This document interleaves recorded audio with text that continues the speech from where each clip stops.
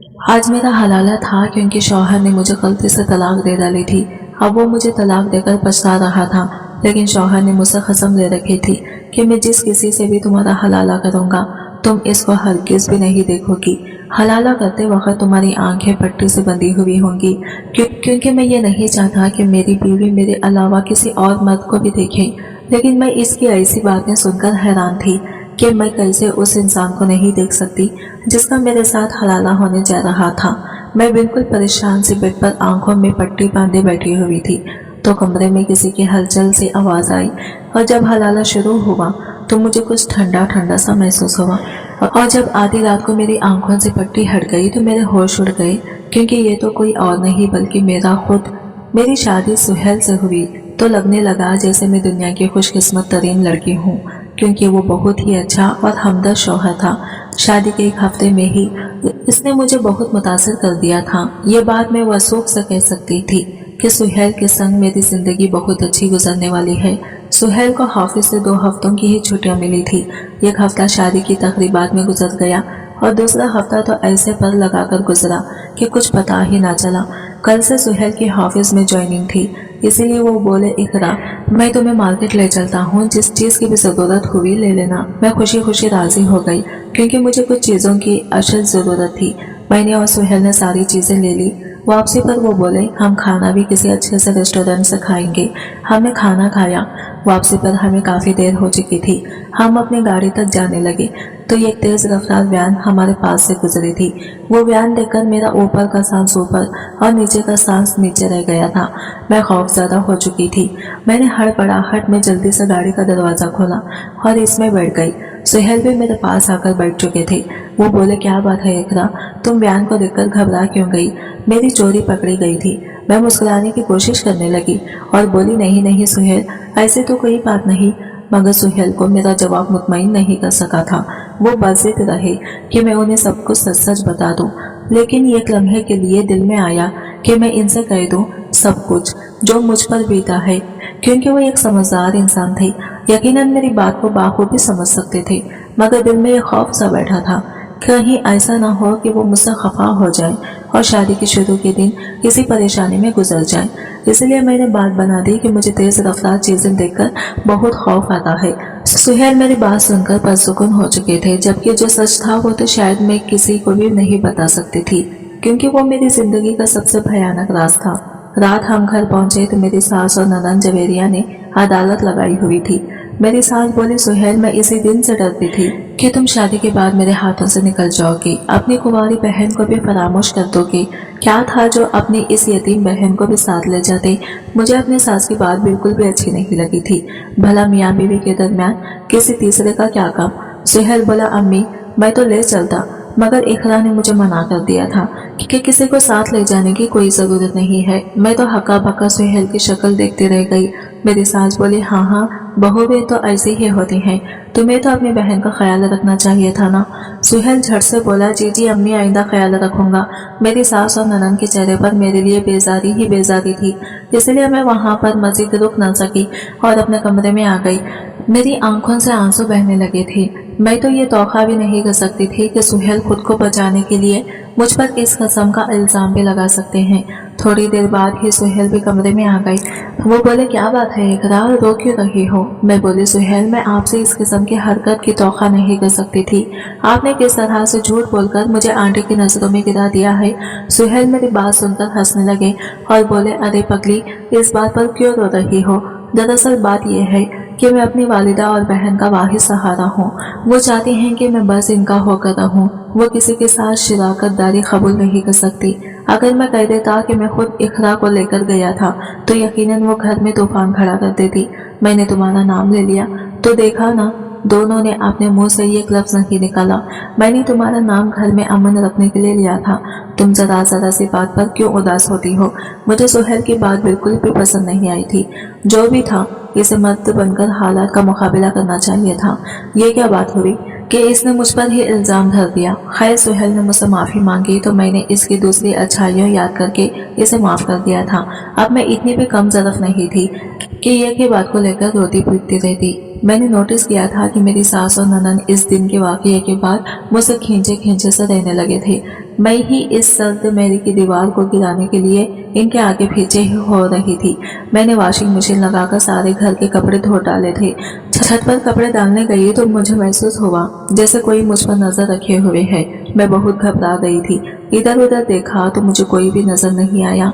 अगर ये सब मेरे साथ पहली दफा हुआ होता तो यकीनन मैं इस बात को अपना वहम मानकर नजरअंदाज कर देती, मगर ऐसा मेरे साथ चौथी या पांचवी बार हो रहा था। मुझे लगा कि कोई है जो हमारे इस घर पर नजर रखे हुए है। ये बात काफी परेशान किन थी, इसलिए मैंने अपने सास के साथ तस्करा किया। मैं बोली, आंटी कुछ दिनों से मुझे महसूस हो रहा है कि कोई हमारे घर में ताना झांक कर रहा है। मेरी सास मेरी बात सुनकर हंसती थी। वो बोली, बेटी बिला वजह का वहम मत पालो, ऐसा कुछ भी नहीं है। मैंने सोचा कि शायद वाकई ही मुझे वहम हुआ हो, इसलिए इस बात को भूलकर खाना बनाने लगी थी। मैंने सुहेल की पसंदीदा बिरयानी बनाई थी। अब मैं बेसब्री से इंतजार कर रही थी कि कब वो घर आएंगे और मैं इन्हें बिरयानी पेश करूंगी। शाम को 6 बजे के करीब वो घर आई तो मालूम हुआ कि मुताबिक सबसे पहले अपनी वालिदा के कमरे में इन्हें सलाम करने के लिए चले गए थे।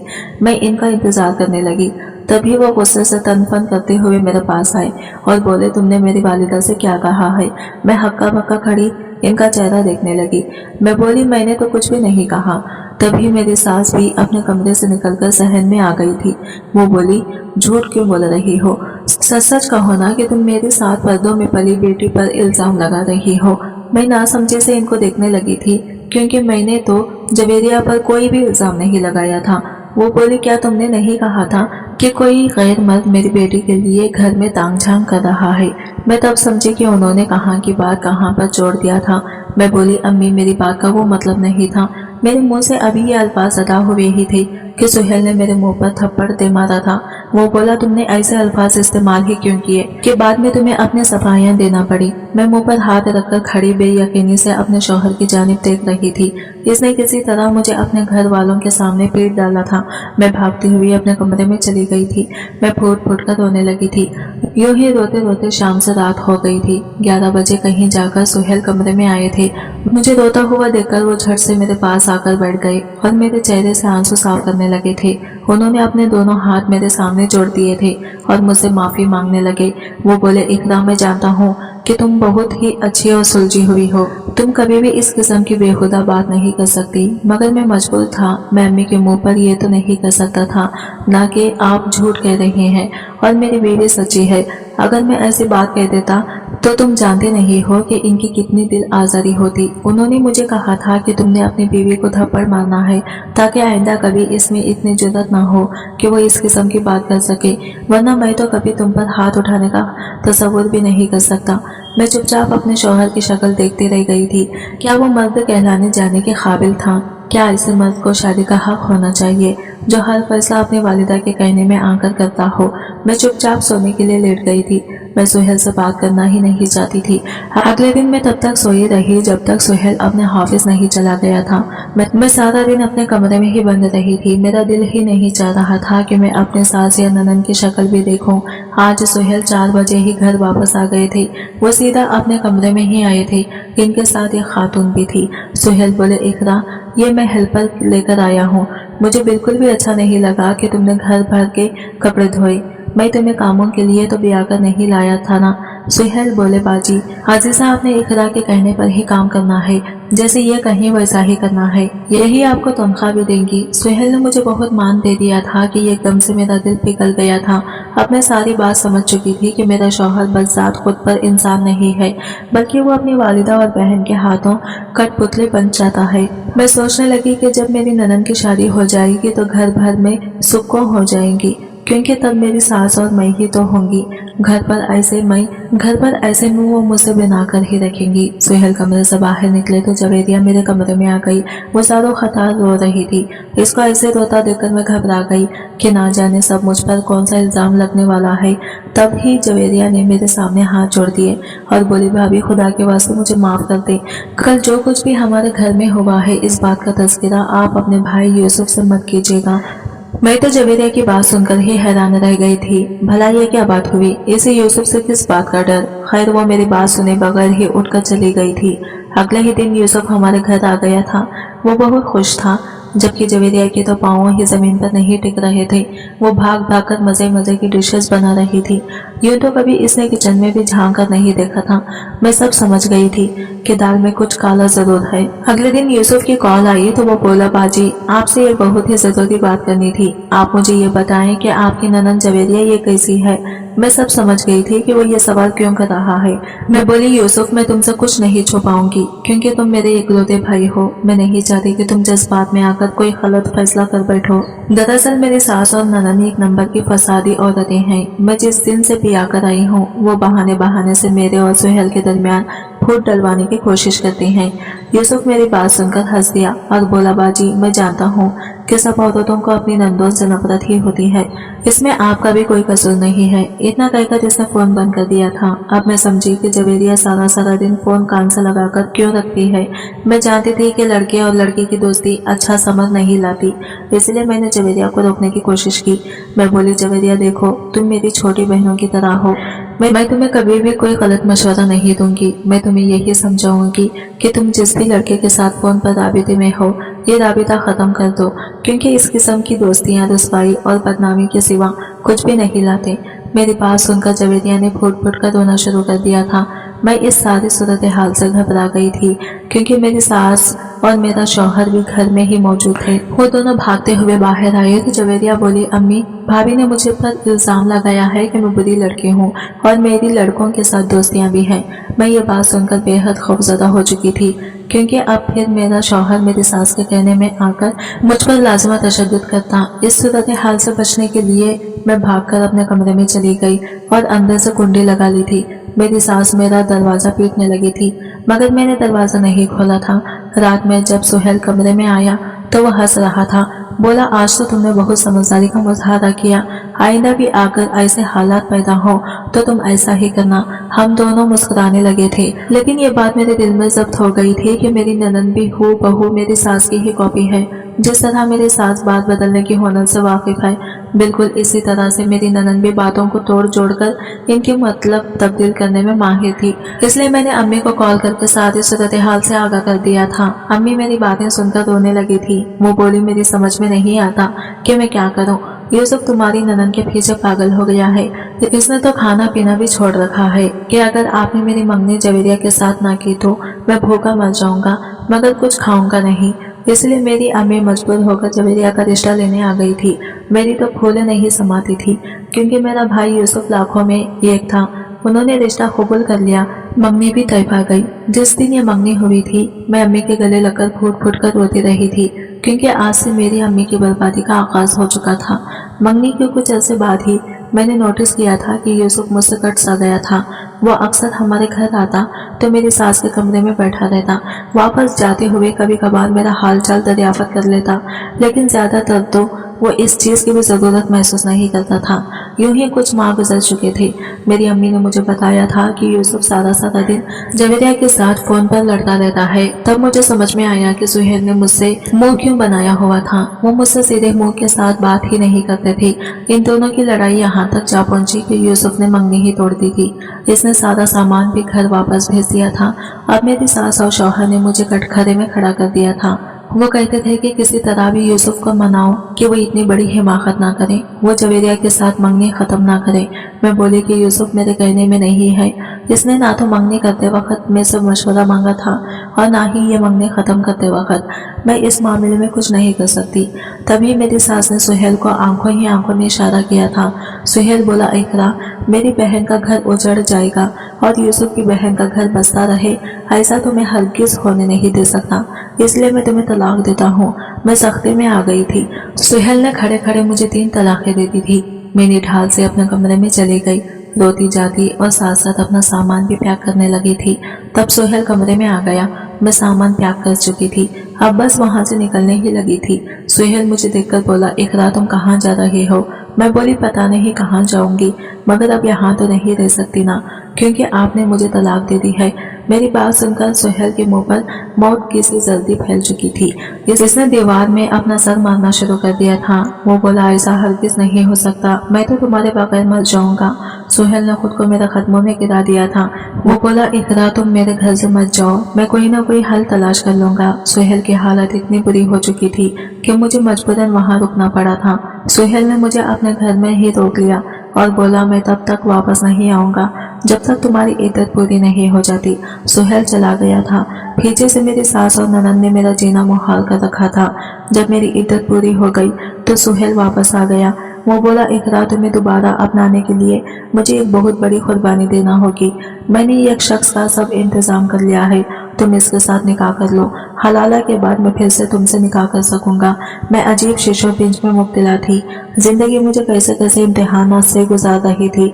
अगर मेरा शौहर मजबूत अहसाब का मालिक होता तो मुझ पर कभी ये मुसीबतें ना टूटती, क्योंकि वो बज़ात खुद तो बहुत अच्छा था, मुझ पर जान भी निछावर करता था। मैंने सुहेल की बात मान ली थी, क्योंकि मेरे सर पर मेरे माँ बाप का साया सलामत नहीं था। बेवा माँ मेरे लिए क्या कर सकती थी भला, इसलिए मैंने सुहेल की बात मान ली। मैंने ये तक ना देखा कि मेरा निकाह सुहेल किससे करवा रहा है। अगले दिन मेरा निकाह था। मैं रुखसत होकर अपने दूसरे शौहर के घर आ गई थी। थोड़ी देर ही गुजरी थी कि मेरा दूसरा शौहर कमरे में आ गया। इसने जो ही मेरा घूंघट उठाया तो मेरे कदमों तले से जमीन निकल गई थी, क्योंकि वो तो ये इस वक्त की बात है जब मैं 17 बरस की थी। मैं कॉलेज जाया करती थी। पिक एंड ड्रॉप मुझे अब्बू ही दिया करते थे। एक दिन मैं कॉलेज से निकली तो एक वैन मेरे पास आकर रुक गई थी। ड्राइवर निकलकर बोला, मैडम आज आपके अब्बू आपको लेने नहीं आ सकते, उन्होंने मुझे आपको पिक करने के लिए भेजा है। मैं चुपचाप इस वैन में बैठ चुकी थी। वो वैन अनजान रास्तों पर निकल खड़ी हुई थी। तब मैं बेहद घबराई थी। मैं बोली, अंकल आप मुझे कहाँ लेकर जा रहे हैं? मेरा घर तो इस रास्ते में नहीं आता। ड्राइवर ने मेरी किसी बात का कोई जवाब नहीं दिया था। मैं बेहद खौफजदा हो चुकी थी, इसलिए चीखती चिल्लाती रही। तभी वो वैन रुकी। ड्राइवर ने मुझे मेरी कलाई से कसकर पकड़ रखा था। इसने मुझे वैन से निकालकर मेरा हाथ दूसरे आदमी के हाथ में थमा दिया था। वो मुझे खींचता हुआ अपनी काली गाड़ी की तरफ ले जाने लगा था। वो मैं चीखने लगी थी, तभी एक लड़का तेजी से मेरी जानिब भागता हुआ आया। इसने शोर डाल दिया, जोर जोर कहना शुरू कर दिया। सब लोग हमारी जानिब मुतवज्जा हो चुके थे। मेरे अगवाकार इस सूरत हाल से घबरा गए और मुझे वहां छोड़कर फरार हो गए थे। इस लड़के ने मुझे देखा तो मुस्कुराने लगा और बोला, शुक्र है आप महफूज हैं। वो लड़का मुझसे महज 5 साल ही बड़ा होगा। वो बोला, आप फिक्र ना करें, आप महफूज हाथों में हैं। फिर इसने एक टैक्सी रोकी और मुझे इसमें बैठाकर मेरे घर तक छोड़ाया था। इसने मुझे बताया था कि फ्रूट की रेडी लगाता है। मैंने ये बात किसी को भी नहीं बताई थी। मेरे अंदर खौफ बैठा हुआ था कि अगर किसी को ये बात बता दी तो वो सब मुझे ही गलत समझेंगे। मुझे बस अब वैन से बहुत डर लगता था। आज जब मेरी दूसरी शादी हो चुकी थी और मेरे शौहर ने मेरा घूंघट उठाया तो मैं ये देखकर हैरान रह गई थी कि वो कोई और नहीं बल्कि वही फल फ्रूट था जिसने मुझे अगवाकारों की जंगल से आज़ाद करवाया था। मेरे चेहरे के तासरात देखकर वो बोला, क्या तुमने मुझे पहचान लिया? मैंने इस बात में सर हिला दिया और बोली, मैं अपने महसिन को कैसे भूल सकती हूँ।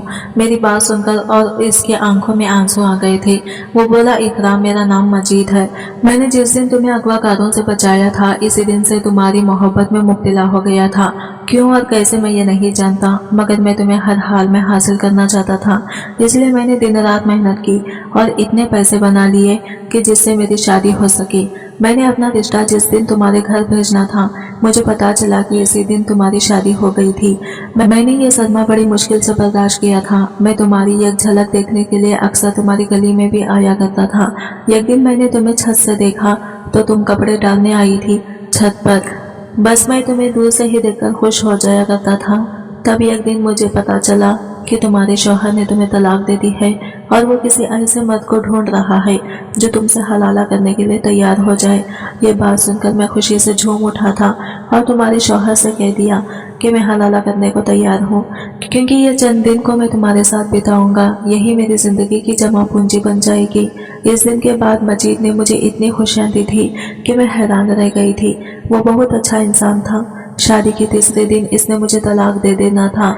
इस दिन वो मेरे पास आकर बैठ गया और बोला, इकरा मैं तुम्हें लगड़ी लाइफ नहीं दे सकता, तुम्हारे लिए नौकर चाकर नहीं रख सकता, मगर तुम्हें इज्जत मान और प्यार दे सकता हूँ।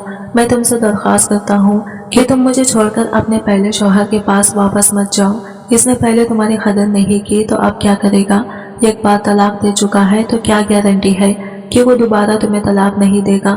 میں مجید کے بات سمجھ چکی تھی، مجھے بھی مجید سے بہت عقیدت تھی، اس نے دوبارہ مجھے بچایا تھا، اس لیے میں نے سہیل کو اپنا فیصلہ سنا دیا کہ میں مجید سے طلاق نہیں لوں گی۔ سہیل نے یہ بات سن کر بہت بویلا مچایا تھا، مجھے سنگین نتائج کی دھمکیاں بھی دی تھی، مگر میں نے اپنا فیصلہ نہیں بدلا تھا۔ میں مجید کے ساتھ بہت خوش تھی، اللہ پاک نے مجھے بیٹی جیسی رحمت سے بھی نواز دیا تھا۔ تب مجھے پتا چلا کہ سہیل نے بھی دوسری شادی کر لی تھی اور اب کی بات وہ مکمل طور پر اپنی بیوی کو غلام بن چکا تھا۔ اس نے بیوی کے کہنے پر اپنی ماں اور بہن کو بھی گھر سے نکال دیا تھا۔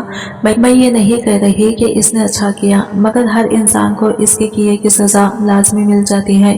آج کی ویڈیو کہانی آپ کو کیسی لگی کمنٹ کر کے ضرور بتائے گا، اور ویڈیو اچھی لگی ہے تو لائک شیئر ضرور کیجیے گا، ہمارے چینل کو سبسکرائب کریں۔ فرینڈز ملتے ہیں اگلے ویڈیو کے ساتھ، تب تک کے لیے بائے بائے، ٹیک کیئر، اللہ حافظ۔